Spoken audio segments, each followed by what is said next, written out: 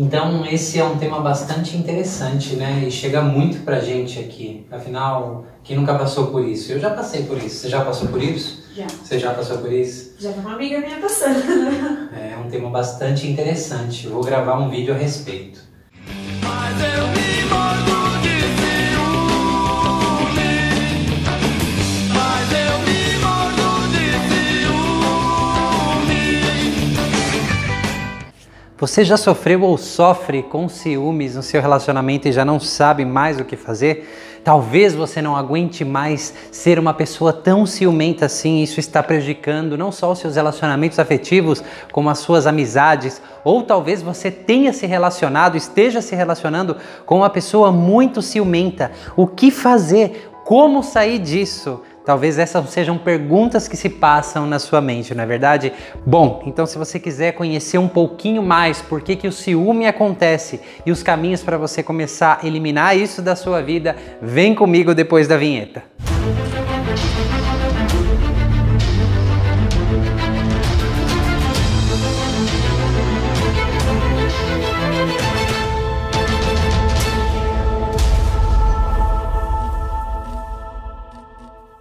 Oi, aqui é o Manuel Augusto, fundador do Núcleo Terapêutico Sinapse, criador do treinamento Metamorfose, da vivência pré e perinatal, do treinamento Aprendendo a Voar e de tantos outros workshops aí. Esse vídeo aqui eu dediquei a falar um pouquinho mais sobre os ciúmes, porque tantas pessoas sofrem com isso. Claro que existem níveis de ciúmes, né? Cada pessoa tem o seu nível e tem muita gente que fala, né? Tem um nível aceitável, tem um nível que é até saudável de ciúme, não é mesmo? Será que o ciúme realmente é um sinal de amor? Será que é isso? Esse vídeo aqui eu vou dedicar para falar um pouquinho sobre essa temática do ciúme. Você é uma pessoa ciumenta? Você já se relacionou com uma pessoa ciumenta? Se ou um ou outro você sabe a dificuldade que é isso. E é claro que existem níveis, né? Graus de ciúme. Tem pessoas que falam que existem níveis saudáveis, a gente vai falar disso nesse vídeo. E também tem outras pessoas que dizem que se não existe ciúme, não existe amor, que um ciúme é um termômetro aí para o amor. Será que isso também é verdade? Então nós vamos explorar a fundo como se libertar do ciúme. Para isso nós precisamos entender como é que o ciúme funciona na nossa vida. Se você não é inscrito no canal ainda, clica aqui ó, e se inscreva e clique no sininho para você ser notificado de todos os próximos vídeos que eu postar, assim você não fica de fora de nada, tem muitas novidades por aí. E se você quiser, compartilhe esse vídeo com pessoas que você acredite que seja muito útil essa temática que nós vamos abordar. Para que eu possa te explicar sobre como o ciúme funciona de verdade, né? Você entender as raízes, porque só assim você vai conseguir transformar esse comportamento na sua vida, eu preciso te levar comigo lá no meu quadro branco. Então, vamos lá? O que eu não vou falar aqui são coisas simples que você já ouviu aí em outros vídeos, como você não é dono da pessoa que está ali do outro lado, você tem que parar de ser ciumenta, você não pode mais agir assim, porque senão você vai destruir todos os seus relacionamentos, ninguém é dono de ninguém. Isso aí são coisas que eu tenho certeza que você já sabe. O que eu vou te falar aqui são os mecanismos mais profundos do nosso cérebro, do nosso inconsciente, do porquê as pessoas são ciumentas. Claro que existem níveis, tá ok? E também você pode apresentar isso em alguns relacionamentos, em outros não, porque depende de muitos fatores, tá? Existe uma premissa aqui que você precisa entender, tá? E claro que você já deve ter ouvido falar disso, mas talvez não da forma que eu vou apresentar para você com essas peças cruciais sobre o ciúme, as raízes disso, tá? O ciúme ele está ligado a algo chamado medo de perda. Então as pessoas que sentem ciúmes, elas têm muito medo no fundo de perder aquela pessoa. Na verdade não é a pessoa, é de perder a conexão. Eu vou falar de algo aqui para você entender melhor sobre isso, chamado estilos de vínculo precoce ou de apego precoce. E eu vou fazer um resumo aqui para que você possa compreender tudo isso, tá? Estilos de vínculo precoce, de apego precoce, é mais ou menos assim.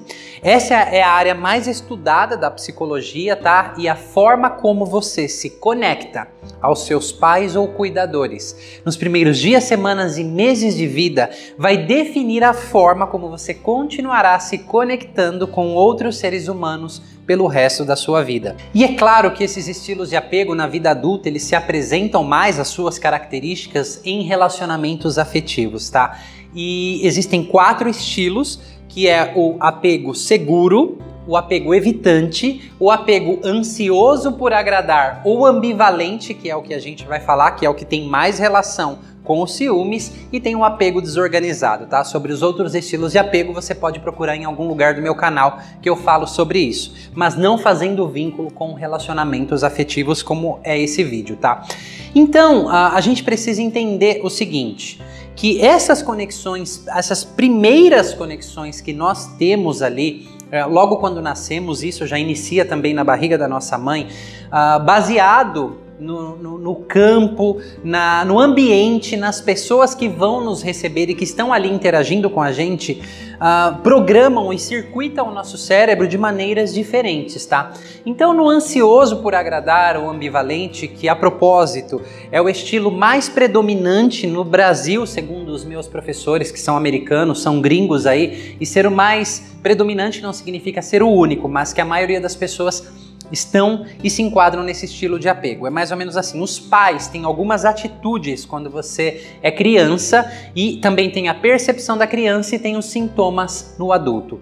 Os pais, eles estão presentes e eles se sintonizam com o filho, eles conseguem algum tipo de conexão com o filho, tá?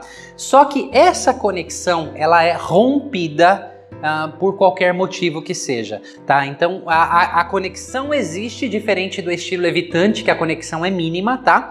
A conexão com o filho, o alinhamento emocional não é só estar presente de corpo, mas eu preciso estar presente ali e alinhado com as necessidades emocionais da criança, tá? Eu tô falando na perspectiva dos pais e existe esse vínculo, só que ele é rompido em algum momento. Então tem uma palavra que é muito forte nesse estilo de apego que é, anotem isso aí, imprevisibilidade. Ok? Essa palavra aqui, a falta de consistência ou a imprevisibilidade, ela é muito forte. Por quê? Você vai entender. A criança, ela se conecta lá com a mãe. Então existe o vínculo, só que você entendeu que por algum motivo esse vínculo se rompe. Ou a mãe é desengatilhada dos próprios traumas, ou a mãe é muito aérea. Quando eu falo a mãe, é mãe e pai, tá? Por algum motivo essa conexão se rompe. E cada vez que essa conexão é rompida, para a pessoa lá, para o bebê no caso, isso é muito dolorido emocionalmente falando, tá? Então existe uma conexão, foi muito bom, só que de repente essa conexão se rompe, em algum momento essa conexão vai acontecer de novo. Só que agora da perspectiva da criança, ela não tem a certeza quando ela vai ter aquele vínculo ou não. Dentro do mundinho de uma criança, a criança ela é muito egocêntrica, ou seja, tudo que acontece ao redor dela, a culpa é dela. Então ela vai aprendendo muito cedo qual é a mágica que eu tenho que fazer para ter um tipo de conexão. Então ela começa a criar imagens idealizadas dos pais na mente, ok? Que isso vai dificultar lá na vida adulta. Ela vai projetar muitos pais no relacionamento, ela vai ter muita dificuldade de ver a pessoa realmente que está na frente dela. Por quê? Porque ela cria essa imagem mental a fim de alcançar essa conexão com os pais. O problema disso é que a criança muito novinha, ela vai aprendendo a ter que agradar o outro a fim de construir algum vínculo, tá? Esse estilo de apego, ele tem várias ramificações, mas eu tô sendo bastante enxuto aqui para você entender a parte que toca ao ciúme, tá? Então aqui, ó, eu coloquei 2 características principais que os adultos apresentam, que tem esse estilo de apego e que tem tudo a ver com o ciúme lá que a gente falou, com o medo da perda, tá? O foco em agradar o outro e com crescente ressentimento. Então o foco dessa pessoa na vida adulta, num relacionamento, é agradar o outro, se esquecendo das próprias necessidades, tá? Então ela vai querendo agradar, e isso é com um crescente ressentimento, porque ela está se esquecendo dela. E é claro que você já deve entender, fiz tudo pelo fulano e é assim que ele me trata. Não é mais ou menos assim que você se sente, ok? Mas no fundo, esse agradar não é porque você é uma pessoa boazinha não é porque você é um bom samaritano não. Vamos voltar para a realidade? É porque no fundo, lá em mecanismos mais profundos do inconsciente, você deseja alguma conexão. E lá muito cedo, desde criancinha, você aprendeu que precisava agradar a fim de ter alguma conexão. Aqui tem uma outra característica bastante importante. Essa pessoa, ela luta muito para ter uma conexão, por isso que é ansioso por agradar ou ambivalente, né? Então entenda a ambivalência. Ela luta muito para ter uma conexão, então é uma luta para ter uma conexão.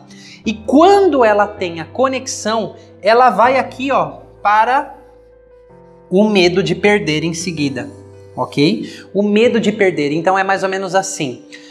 Eu batalho tanto para ter uma conexão. E a pergunta seguinte que vem dentro dessa pessoa é: quando é que você vai me abandonar?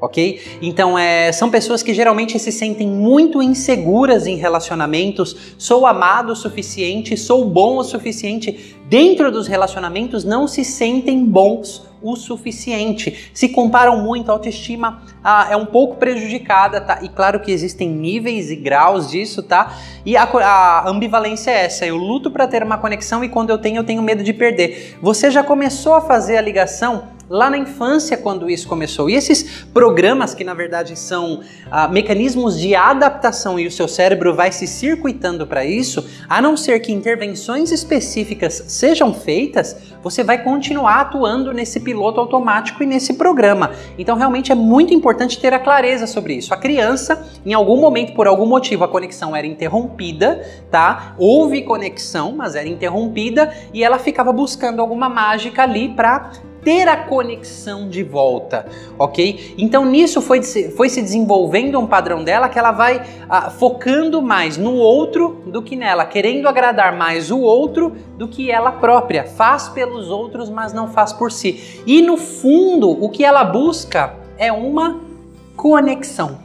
Ok? E ambivalência é que quando ela não se sente boa o suficiente, ela tem medo de perder, tá? Por conta desta palavra aqui, ó, a imprevisibilidade dos pais ou cuidadores na infância gerava muito isso. A imprevisibilidade mexe muito com a gente, tá? Vou te trazer um exemplo aqui. Fizeram um experimento com pombos. Colocaram o pombo ali numa jaula, tá? Numa gaiola ali e um puleiro. Cada vez que o pombo pisava no puleiro, uma comidinha saía ali do mecanismo que eles criaram. Então o pombo estava com fome, ele pisava ali, ele tinha a segurança e a certeza que cada vez que ele pisasse ia ter ali a comidinha, pronto, ele comia.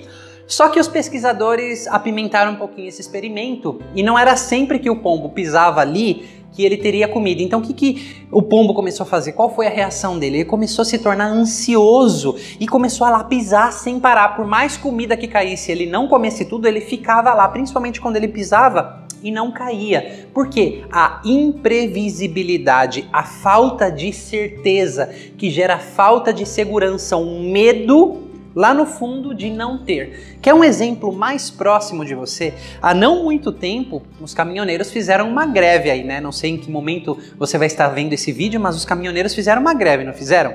Então, nessa greve, olha só que interessante, faltou gasolina, não foi? Você viu as filas nos postos, você viu as brigas nos postos, você viu o que as pessoas se submetiam ali para conseguir gasolina. Por quê? O medo da falta, a imprevisibilidade, a não certeza de que aquilo vai estar disponível quando eu precisar. A imprevisibilidade mexe muito com nós seres humanos, mas muito mesmo. E quem já logo cedo desenvolveu o estilo de apego ansioso por agradar o ambivalente é muito mais forte. De novo, existem graus e níveis disso aqui, tá? Então, as pessoas brigavam, só que passou a greve, não é verdade? Então você se acalma. Agora imagina só, se isso acontecesse a cada 2 meses, mesmo tendo gasolina hoje, né, aconteceu lá, vamos supor, 5 vezes a cada 2 meses. Então passou 10 meses aí e foram várias greves e você não sabe quando ia ter gasolina. Hoje, quando tem gasolina no posto, você ia começar a mudar a sua cabeça. Nossa, deixa eu ir lá abastecer porque pode ser que falte. Deixa eu ir lá encher o tanque porque eu não sei se vai ter amanhã. Então a imprevisibilidade mexe muito com o nosso comportamento. Agora, vamos fazer o link disso com o ciúme, que não sei se você está conseguindo já encaixar essas peças aí dentro. É mais ou menos assim. Você entendeu a imprevisibilidade, você entendeu aqui, ó, que o foco está em agradar o outro, você tenta uma conexão, mas no fundo o que gera tudo isso aqui, ó, é o medo da perda. Não é de perder a pessoa, é de perder a conexão, tá? E claro que a pessoa representa esta conexão que inconscientemente lá no fundo lembra o seu pai e a sua mãe, tá? Isso é em camadas mais profundas do inconsciente, tá joia? Então, o que gera ciúme dentro de um relacionamento é a atitude do outro, não é? O outro, de repente, você mandou ali uma mensagem no WhatsApp e ele não respondeu. Começam a vir pensamentos na sua cabeça. Será que essa pessoa está saindo com um outro? O que ela está fazendo? O que ela está fazendo? Por que não me responde? Isso começa a ficar muito impregnado na sua cabeça. Só que tem pessoas com níveis mais altos disso aqui que começam a tornar isso uma coisa desse tamanho, ficar muito ruim a situação. E começam a mandar várias mensagens e ligam, por que você não me respondeu? Porque a pessoa, no momento que ela tenta a conexão e ela não tem de volta, esses mecanismos inconscientes começam a ser desengatilhados, a imprevisibilidade. Então muitos entram em mecanismos de adaptação, começa a atacar, começa a xingar, começa a virar cara, começa a ter essas atitudes do ciúme que você já sabe bem qual é, não é verdade? Pela falta de conexão, pela imprevisibilidade. Então várias historinhas vão passando na cabeça dessa pessoa, tá? Porque estes mecanismos mais profundos foram desengatilhados. Então isso aqui, ó, é muito importante você saber, porque existem níveis aí de ciúme que você pode mudar o seu pensamento 10 vezes, mas isso aqui, ó, impulsiona você, isso aqui conduz você, isso aqui precisa de muita atenção e de um trabalho com um profissional para ajudar você a mudar isso, a mudar essas conexões tão equivocadas que sua mente fez de uma forma tão precoce, e tudo baseado no medo da perda, certo? Porque o comportamento do outro, de repente você observou um olhar ali, ele olhou para uma outra pessoa, ele fez tal coisa, dependendo do comportamento do outro, isso se desengatilha mais em você. E agora vamos partir do seguinte princípio, é medo da perda. Se você é uma pessoa que tem perdas na sua vida, teve muitas perdas, perdeu um pai e uma mãe muito cedo, ou já sendo gestado ali na barriga da sua mãe, tem algo também chamado a síndrome do gêmeo desvanecido, que você pode procurar no meu canal aí, tá? Que você vai entender um pouquinho mais. Então é uma perda precoce também de um irmão gêmeo dentro do útero. Se você perdeu um tio, um primo, um irmão, se você perdeu um emprego, se você perdeu um animalzinho, tem perdas na sua história, isso aqui se reforça muito mais, o medo de perder vai se ativando aí. Então o comportamento do outro às vezes é mínimo, tá? Nem quer dizer tudo isso, só que a sua mente fantasia uma coisa porque partes específicas do seu cérebro, como a amígdala do hipocampo, lá no cérebro emocional, no sistema límbico, se ativa porque é como se eu não quisesse perder mais uma pessoa. E às vezes esse medo de perder não está na sua consciência. O que vem, o que sobe aqui para cima é o sintoma ciúme, ok? Que na verdade ele só quer defender para que você não perca a pessoa, tá? Para não perder a pessoa. É perca, alguma coisa assim, você entendeu?